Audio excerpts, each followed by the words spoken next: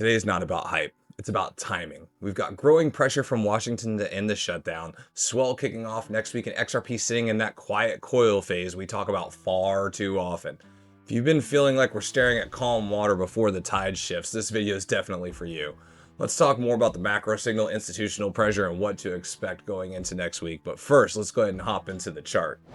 Good morning, XRP Army. Welcome back to the channel. As always, if this is your first time here, kick back, relax, and enjoy yourself. I don't ask anything of you, but if it's your second time, it's time for payment. You need to hit subscribe, smash the like button, and leave a comment. Let me know you are here. I appreciate every single one of you. And without further ado, we will hop into the chart. Let's go ahead and take a look. All right, so as you guys can see, the chart is not doing much. We did not hit my line. We have chopped sideways, which is to be expected. The weekend is kind of mushy. I still expect a shot up next week, and we're going to cover that. So I wouldn't be surprised if we chop sideways here around the 248 to 252 mark for a while until we get enough good news to move this up. So there's really not much to cover on our chart. Nothing has changed. All the resistances and levels stay the same. We have moved above 248, and I expect us to stay between this 248 to 252 range as we continue to chop while we figure it out. But I think Monday is going to be huge, and we're going to get into that. And there are several different reasons, and none of this is really directly XRP related, but I want you guys to understand my thesis and all the things I look at when I'm figuring this stuff out. So I'm going to switch over to this news. So this is about the Air Traffic Controller Union. And what this is about is Comptroller Union backs clean short-term funding bills. So the head of the National Air Traffic Controllers Association Union on Friday explicitly called on Congress to pass a clean short-term spending bill to end the ongoing federal shutdown.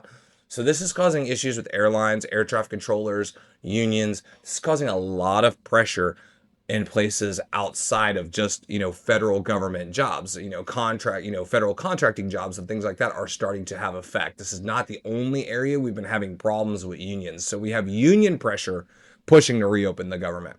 Let's go ahead and see what else we got.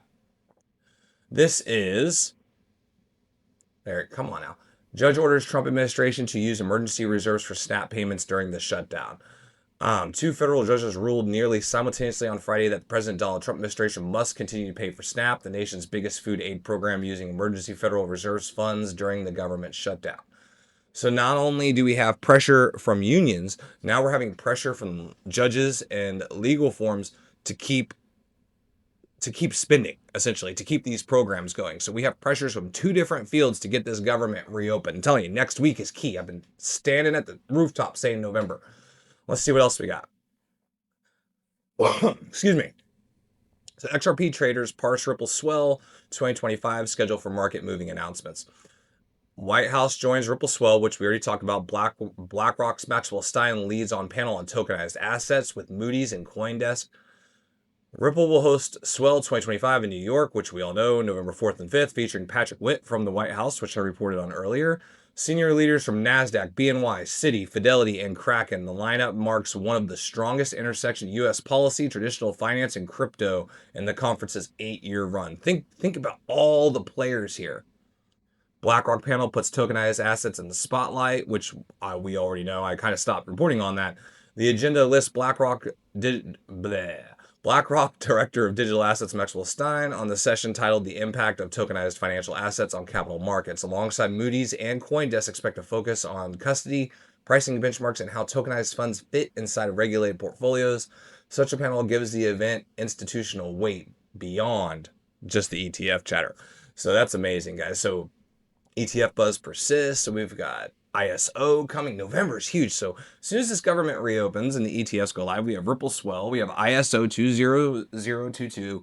November is looking stacked. I think this is our time. And honestly, this liquidation event beforehand just kind of set the stage for it.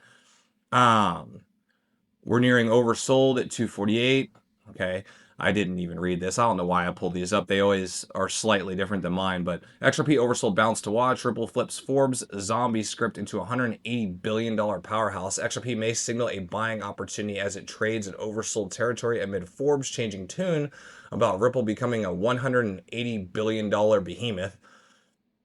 XRP navigates oversold territory around 248. which we talked about, 248, 252. They're looking at the what chart? They're looking at the 1 week chart. I look at the 1 hour chart. Everyone has their own, but he's looking on more of a macro scale, which we have our macro thesis too. But he's kind of predicting the same thing. It looks like he's ready for a breakout around this 248 as it's oversold. Oversold conditions often identified through technical indicators like relative strength index, RSI, signal that an asset has been heavily sold. You guys, we don't need to go over the details of this. Ripple's meteoric rise from the zombie blockchain to $180 billion infrastructure.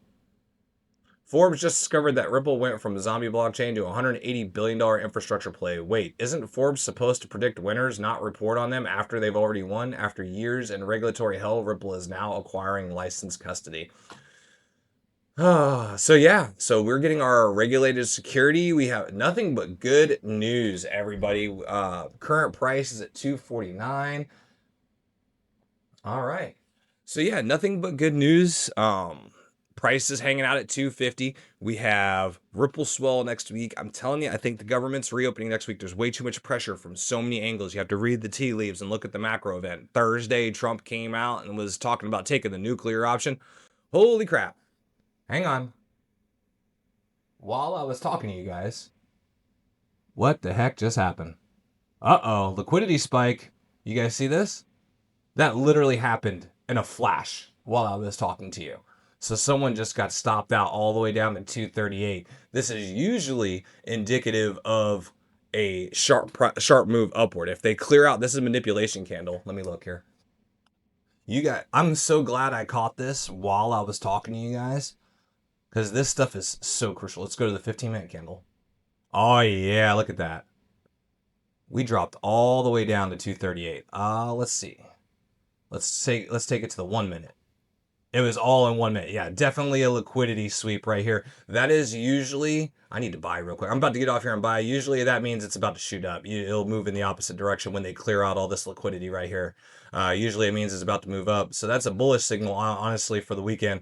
They just went stop hunting, and it'll usually go the other way. My advice, not financial advice, my personal opinion. But yeah, so that's cool. We caught that on screen. So yeah, we're still sitting at 249. Don't let that red stick scare you. It was just clearing out. I would be willing to bet we're going to see a nice little move up where we might even see 260 today after that. That's a good sign. I know it's scary when you see it, but it's a good sign. Oh, let's go back to okay.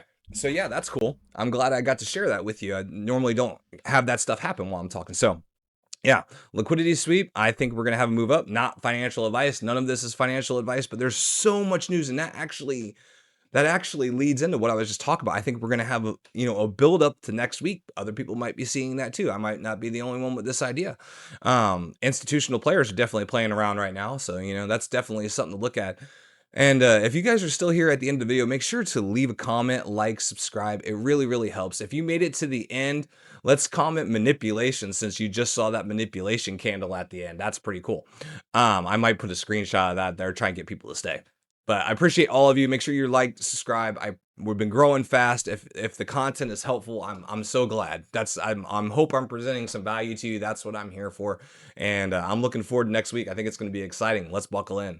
Later.